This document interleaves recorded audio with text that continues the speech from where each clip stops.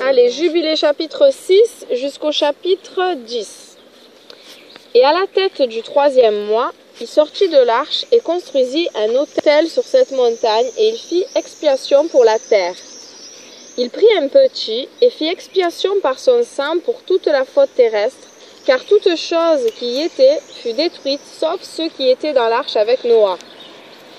Et il déposa la graisse sur l'autel, et il prit un bœuf, et une chèvre et un mouton, et des petits, et du sel, et une tourterelle, et une jeune colombe, et déposa sur l'autel un sacrifice au feu, et versa dessus une offrande mélangée d'huile, et l'aspergea de vin, et couvrit le tout d'encens, ce qui fit monter une bonne odeur acceptable devant le Père Céleste.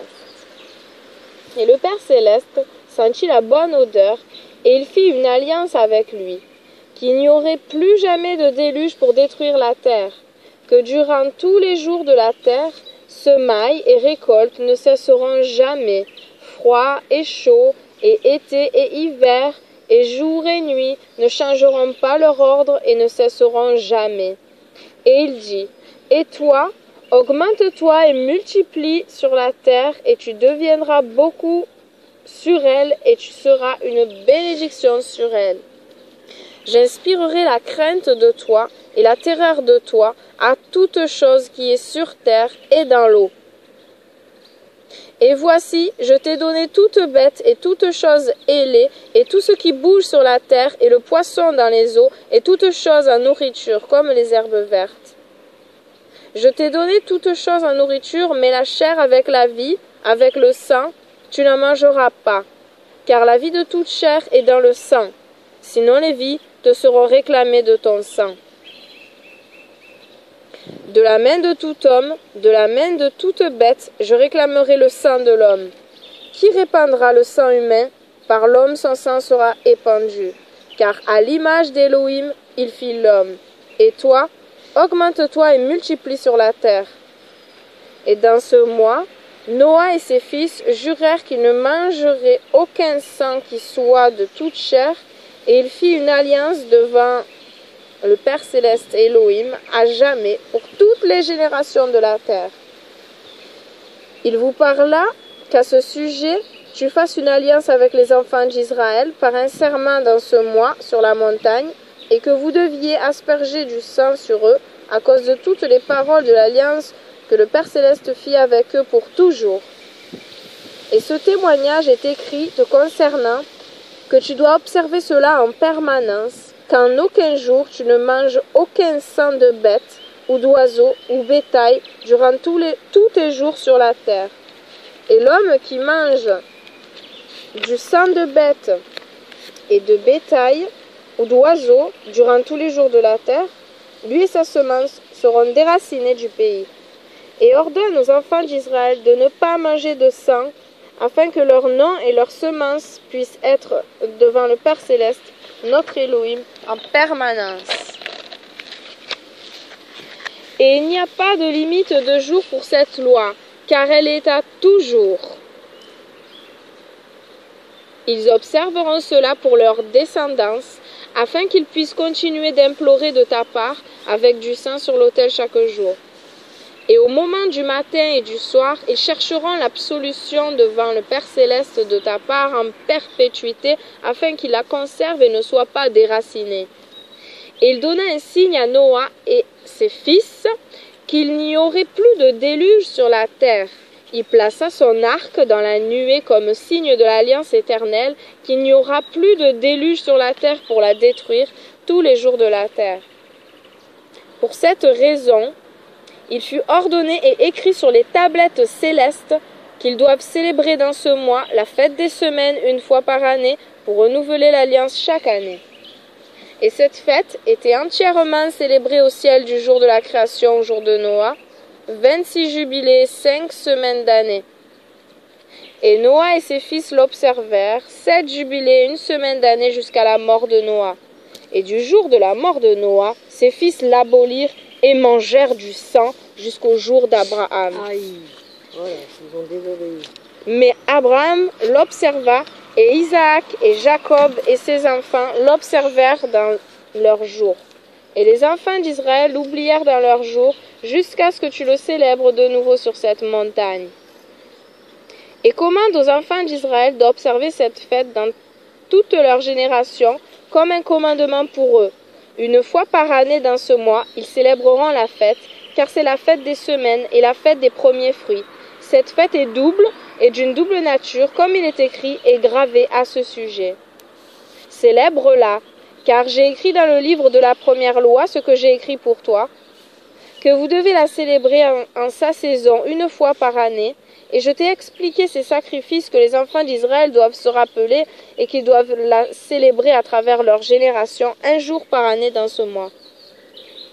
Et la tête du premier mois, et la tête du quatrième mois, et la tête du septième mois, et la tête du 10e mois sont les jours de mémoire et les jours des saisons, dans les 4 partitions de l'année. Ceux-là sont écrits et ordonnés comme un témoignage pour toujours. Et donc là, on parle du printemps, été, automne, hiver. Oui, j'avais noté. Donc c'est les têtes de loi, les têtes de mois, oui, qui sont mal traduites dans les Bibles courantes. Oui. On dit nouvelle lune, et c'est pas ça. Oui, c'est ça. Oui. C'est pas nouvelle lune, c'est têtes de mois. Et Noah les leur recommanda pour lui-même comme des fêtes, pour les générations à jamais, pour qu'elles deviennent un mémorial pour lui. À la tête du premier mois, il lui fut permis de faire une arche. Et en ce jour, la terre devint sèche, et il ouvrit l'arche et vit la terre. Donc le premier mois, c'est... J'avais tout noté ça. Oui, c'est vers le printemps. Oui. C'est ça. Et à la tête du 4e mois, c'est l'été, c'est le 21 juin. Les entrées des profondeurs de l'abîme au-dessus furent fermées. À la tête du 7e mois, printemps, été, automne, donc septembre, toutes les entrées des abîmes de la terre furent ouvertes et les eaux commencèrent à y descendre. Et à la tête du 10e mois, donc hiver, décembre, les sommets des montagnes se voyaient, et Noah fut heureux. Et à ce sujet, il leur ordonna pour lui-même comme des fêtes en mémorial à toujours, et elles furent ainsi ordonnées, et ils les mirent sur les tablettes célestes. Chacune avait 13 semaines de l'une à l'autre, et passaient leur mémorial de la première à la deuxième, et de la deuxième à la troisième, et de la troisième à la quatrième. Et tous les jours de l'ordonnance sont de 52 semaines de jours, et cela constitue l'année au complet. Ceci est gravé et ordonné sur les tablettes célestes, et il n'y a pas de négligence à ce commandement pour une seule année ou d'année en année. Et toi, commande aux enfants d'Israël qu'ils observent les années profondément à ce décompte de 364 jours, et cela constituera une année complète, et ils ne décaleront pas son temps de ses jours et de ses fêtes, car toute chose s'accordera avec cela selon leur témoignage, et ils ne négligeront aucun jour, ni ne décaleront aucune fête. Mais s'ils négligent et ne les observent pas suivant son ordonnance, alors ils dérangeront leur saison en entier, et les années seront décalées de leur ordre, et ils négligeront leur ordre. Et tous les enfants d'Israël oublieront, et ne trouveront plus le chemin des années, et oublieront les têtes des mois, et saisons, et Shabbat, et iront faussement, ainsi que tout l'ordre des années. Je sais, à compter de maintenant, et si je te le déclare, ce n'est pas de mon propre chef, car cela est gravé et écrit dans le livre devant moi et sur les tablettes célestes, comment la partition des dates est ordonnée, et malgré cela, ils oublieront les fêtes de l'Alliance et marcheront suivant les fêtes des nations. Les fêtes païennes, Noël, la Pâque païenne, Saint-Valentin, fête des mères, des pères. Fête des pères, fête des selon leur erreur, maintenant c'est la fête de la musique juste à côté du fête de l'Éternel, parce que c'est la saison, ça tombe l'été. Oui. Selon leur ordre et selon leur ignorance. Donc, ils marcheront suivant les fêtes des nations, selon leur erreur et selon leur ignorance. Car ils sont ceux qui feront assurément des observations de la lune. Voilà, ils ont pris un calendrier lunaire, alors que Dieu dit bien que c'est faux. Oui.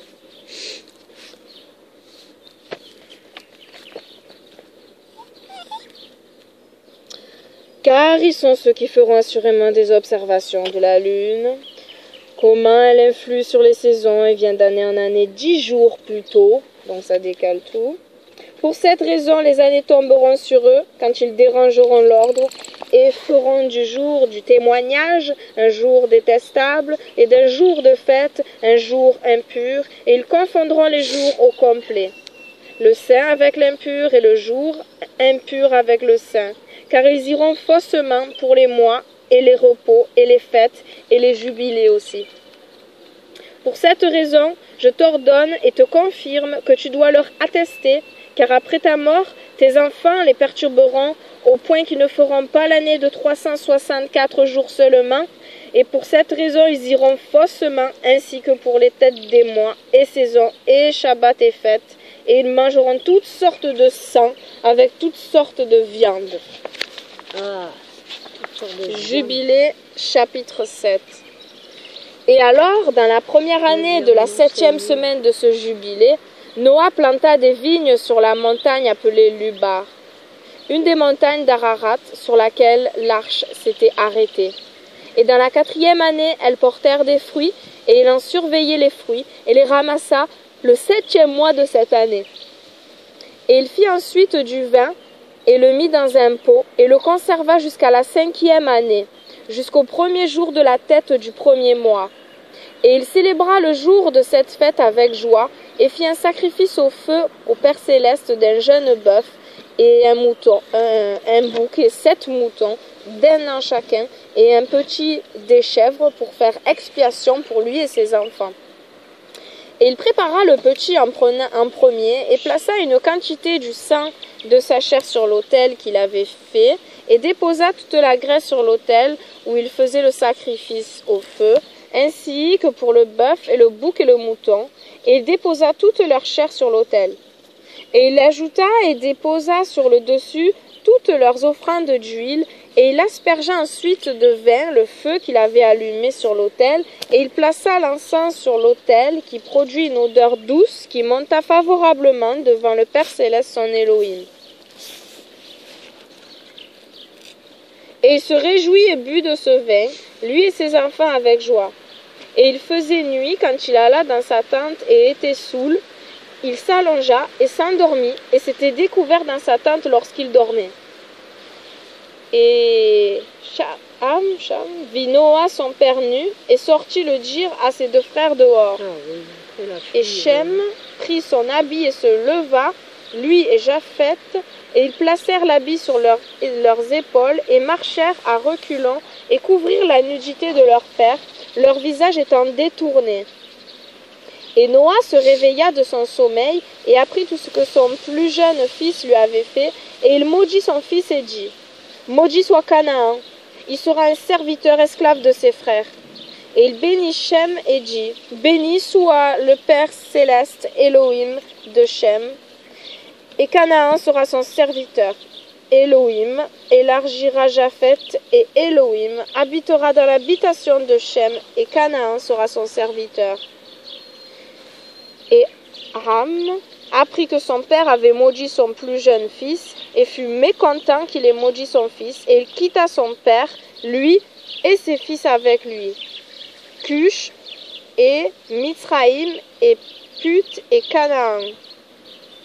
Et il construit pour lui une ville, et appela son nom d'après celui de sa femme, Nélatamok.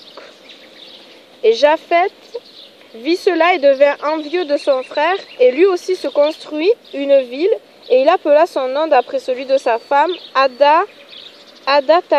Adatanes. Drôle le nom, hein, oui. Adatanes. Et Sem habita avec son père Noah, et il construisit une ville près de son père sur la montagne, et lui aussi appela son nom d'après celui de sa femme, Sédékétélébab. Et voici ces 3 villes sont près du mont Lubar. Sédékétélébab devant la montagne à l'est, et Naeltamok au sud, et Adataneses vers l'ouest. Et ce sont les fils de Shem, Elam, et Ashur, et Arpachshad, Ce fils était né 2 ans après le déluge, Élud et Aram. Les fils de Japheth, Gomer et Magog, et Madai et Javan, Tubal et Mehesh et Tiras.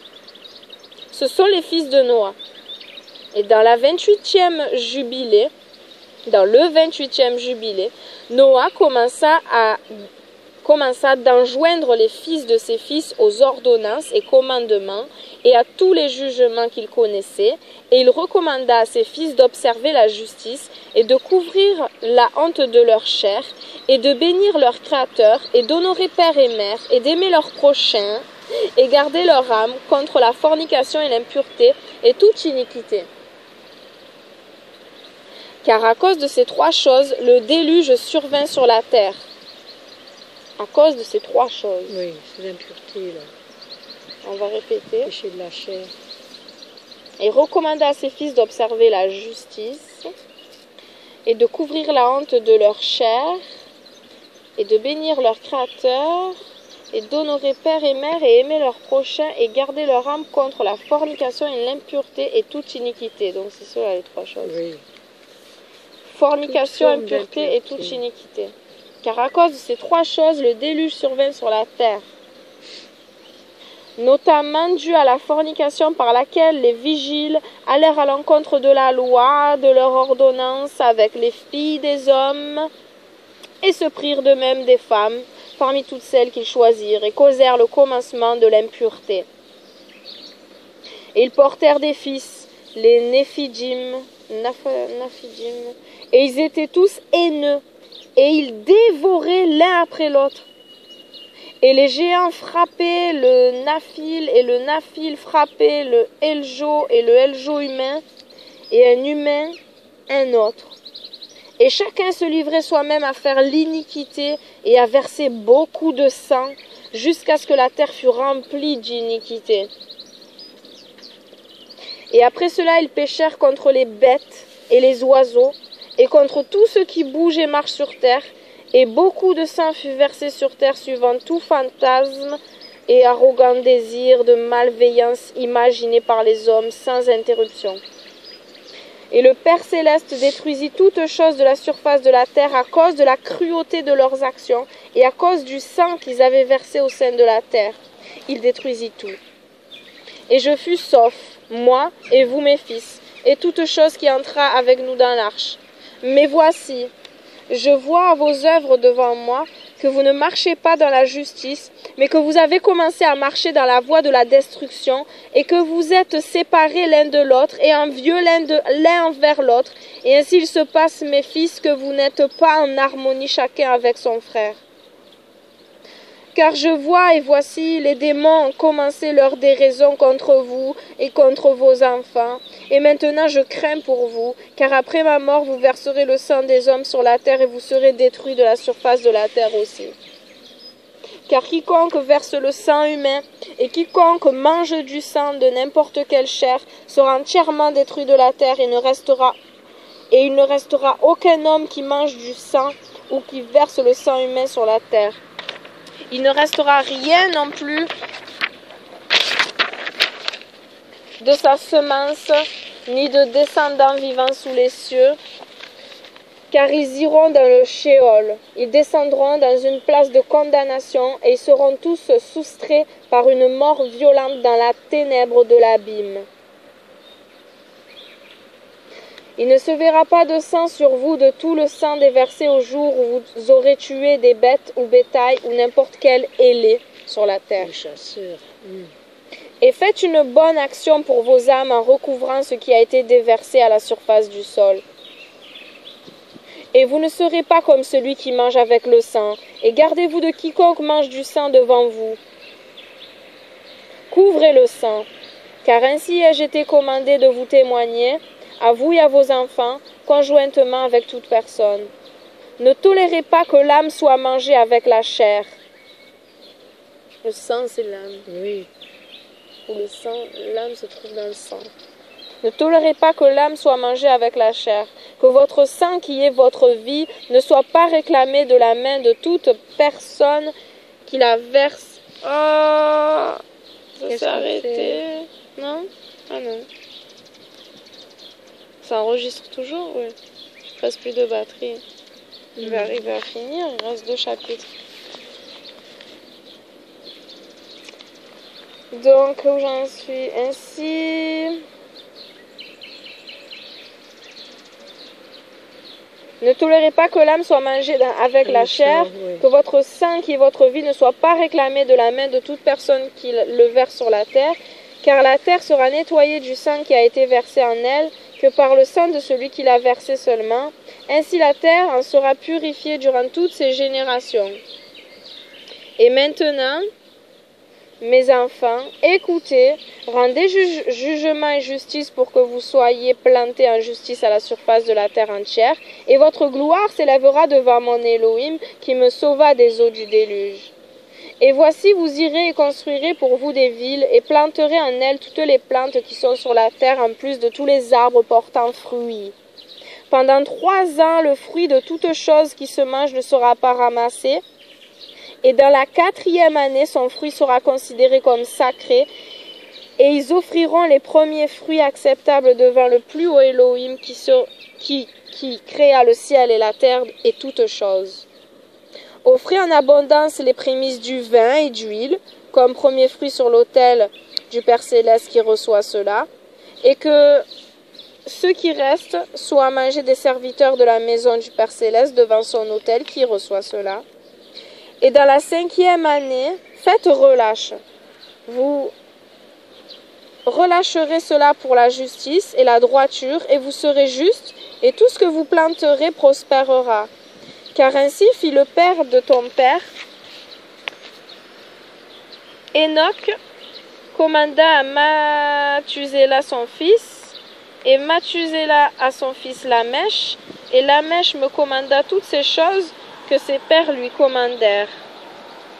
Et moi aussi je vous donne commandement, mes fils, comme Enoch, le 7e de sa génération, commanda à son fils dans les premiers jubilés quand il vivait encore. Il commanda et témoigna à son fils et au fils de ses fils jusqu'au jour de sa mort. Je prends la batterie avant de lire le chapitre 8. Pardon. Hop. Super cadeau de mon mari là. C'est génial ça. Batterie de secours. Hop, ah, c'est bien. C'est la première fois que je l'utilise. Oui. Depuis longtemps il avait? Non. J'ai eu le travail. Ah oui. Donc, chapitre 8. Ça enregistre toujours. Super. J'espère que ça charge. Oui. Alors, chapitre 8, jubilé. Au commencement de la première semaine du 29e jubilé, Arpachshad prit pour lui une femme et son nom était Razuéja, fille de Suzanne, la fille d'Élam. Et dans la 3e année de cette semaine, il lui porta un fils et il appela son nom Caïnan.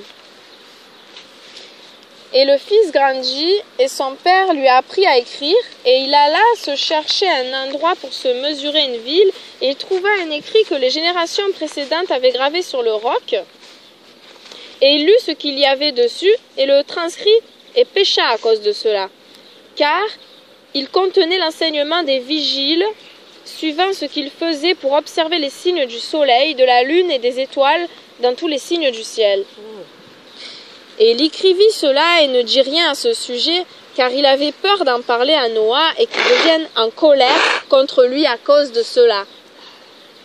Et dans la première année de la 2e semaine du 30e jubilé, il prit pour lui une femme, et son nom était Melka, fille de Madaï, le fils de Japhet. Et dans la 4e année, il eut un fils et appela son nom Shéla, car dans la 4e année qu'il fut né, il dit « Vraiment, j'ai été envoyé ». Et Shéla grandit, et dans la première année de la 5e semaine du 31e jubilé, il prit pour lui une femme et son nom était Muak, fille de Kézed, le frère de son père. Et dans la 5e année, elle lui porta un fils et il appela son nom Héber. Et dans la 3e année de la 7e semaine du 32e jubilé, il prit pour lui une femme et son nom était Azurad, fille de Nébrod. Et dans la 6e année, elle lui porta un fils, et il appela son nom Péleg. Car dans les jours de sa naissance, les enfants de Noa commencèrent à diviser la terre entre eux. Pour cette raison, il appela son nom Péleg. Et ils la divisèrent secrètement entre eux et le dirent à Noa. Et cela arriva au commencement de la première année de la première semaine du 33e jubilé. Et ils divisèrent la terre en 3 parts entre Shem et Ham et Japheth, selon l'héritage de chacun, alors qu'un d'entre nous qui avait été envoyé était avec eux. Et il appela ses fils, et ils s'approchèrent de lui, eux et leurs enfants, et divisa la terre en lots pour que ses 3 enfants en prennent possession. Et tendirent leurs mains et prirent l'écrit du sein de Noa, leur père.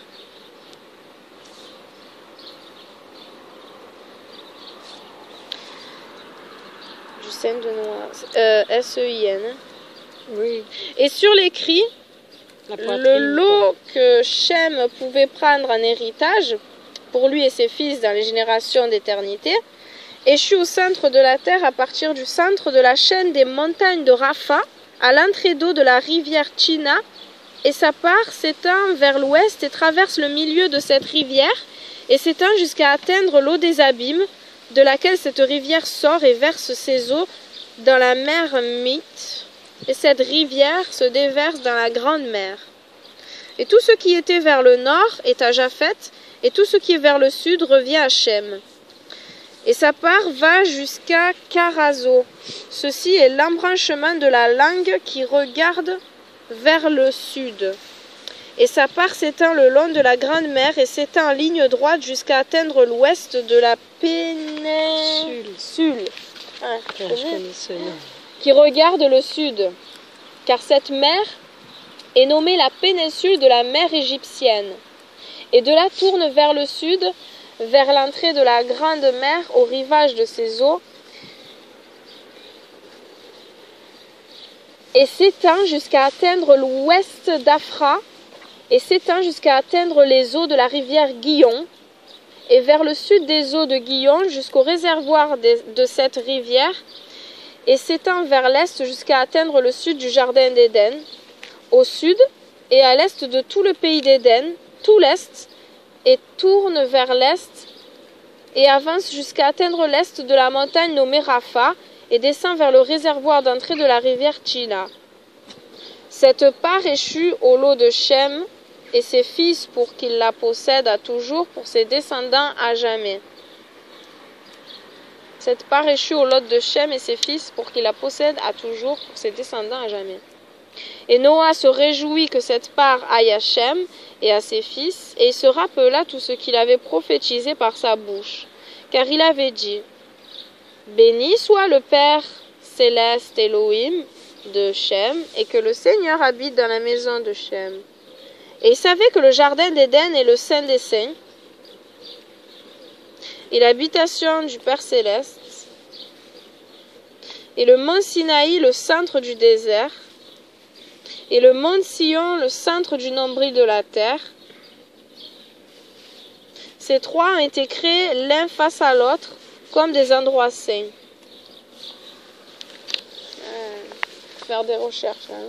Oui.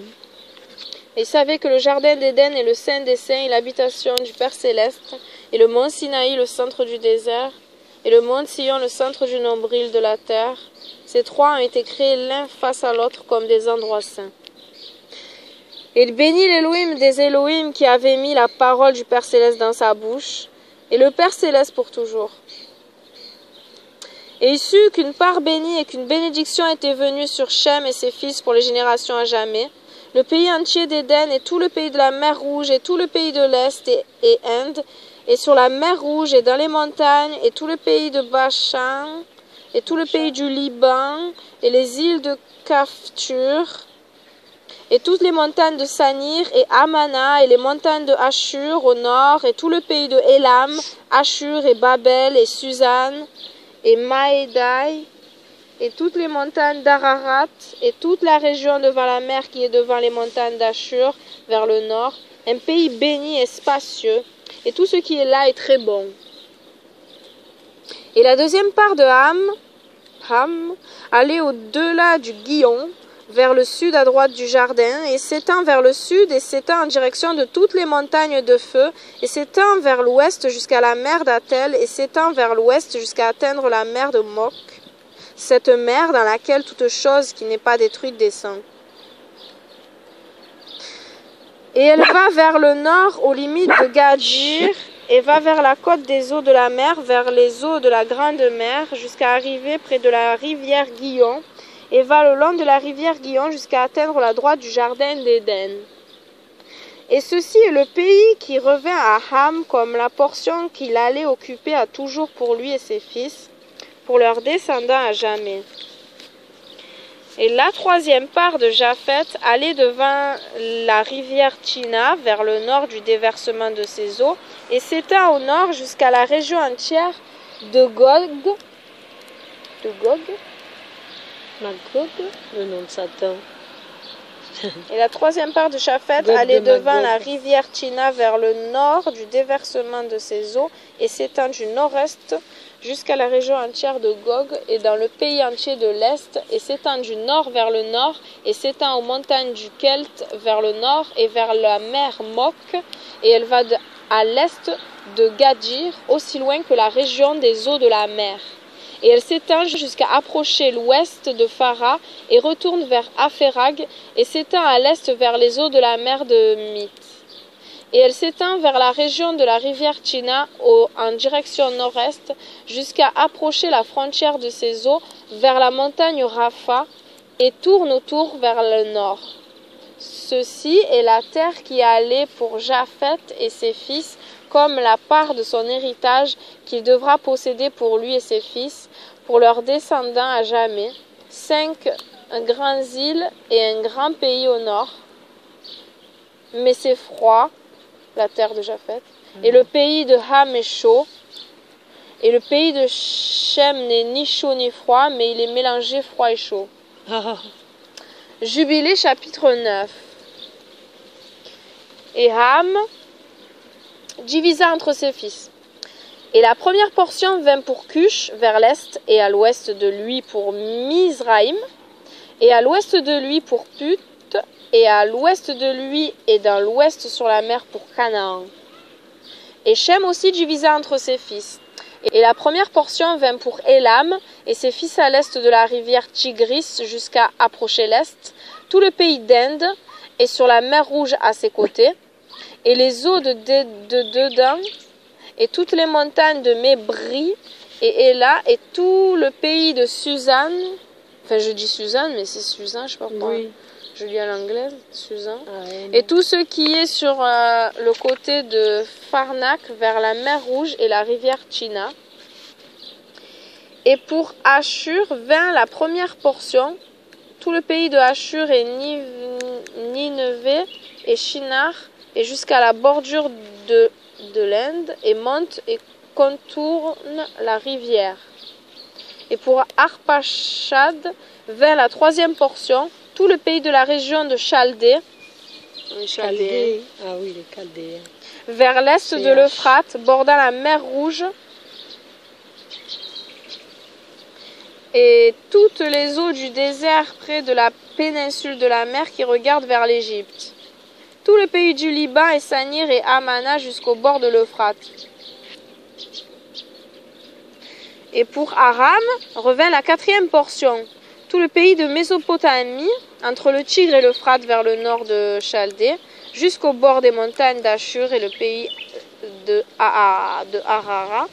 Et voici ce qui alla à lui dans la cinquième portion, les montagnes de Ashur et tout ce qui leur appartenait, jusqu'à arriver à la grande mer et jusqu'à atteindre l'est de Ashur et son frère. Et Japheth divisa aussi le pays de son héritage entre ses fils. Et la première portion alla à Gomer du côté nord, et l'est vers la rivière Tchina, et au nord il fut échu à Magog, toutes les portions intérieures du nord jusqu'à arriver à la mer de Mith. Et pour Madaï, allait la portion qu'il devait posséder à l'ouest de ses deux frères, jusqu'aux îles et jusqu'aux côtes des îles. Et pour Javan, allez comme quatrième portion chaque île et les îles qui vont vers le bord de Lude. Et à Tubal fut échouée la cinquième portion au milieu de la péninsule qui s'approche vers le bord de la portion de Lude à la deuxième péninsule, vers la région devant la deuxième péninsule jusqu'à la troisième péninsule. Et pour Méchec, alla en sixième portion toute la région devant la troisième péninsule jusqu'à approcher l'est de Gadir. Et à Tiras fut échue la septième portion, 4 grandes îles au milieu de la mer qui atteignent la portion de Ham, et les îles Kamatouri sortirent en lot pour les fils de Arpachshad pour son héritage. Et voici les fils de Noah séparèrent entre leurs fils en présence de leur père Noah, et il les lia par un serment, engageant une malédiction sur chacun qui cherchera à saisir la part qui ne lui a pas été échue dans son lot. Et ils dirent tous, qu'il en soit ainsi, pour eux-mêmes et leurs fils à toujours, à travers leurs descendants jusqu'au jour du jugement par lequel le Père Céleste Elohim les jugera avec une épée et avec le feu, pour toutes les cruautés impures de leur erreur, avec lesquelles ils auront rempli la terre de transgression et d'impureté, et de fornication et de péché. Jubilé chapitre 10. T'as pas mal aux fesses, Joanne? Je change de position. Ah oui. Oh. Et dans la 3e semaine de ce jubilé, les démons impurs commencèrent à faire diverger les enfants des fils de Noah et les égarer et les détruire.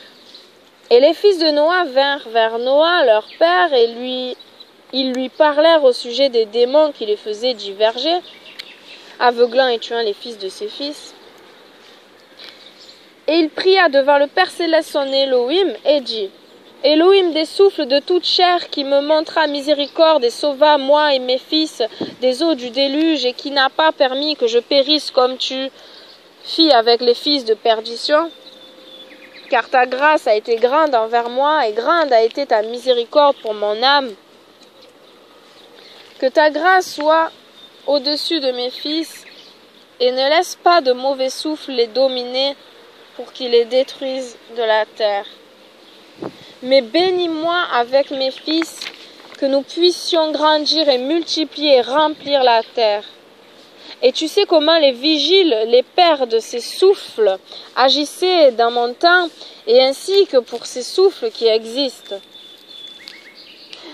Emprisonne-les et retiens-les dans la place de condamnation, et ne les laisse pas apporter la destruction sur les fils de ton serviteur, mon Elohim, car ils sont malins et créés pour détruire.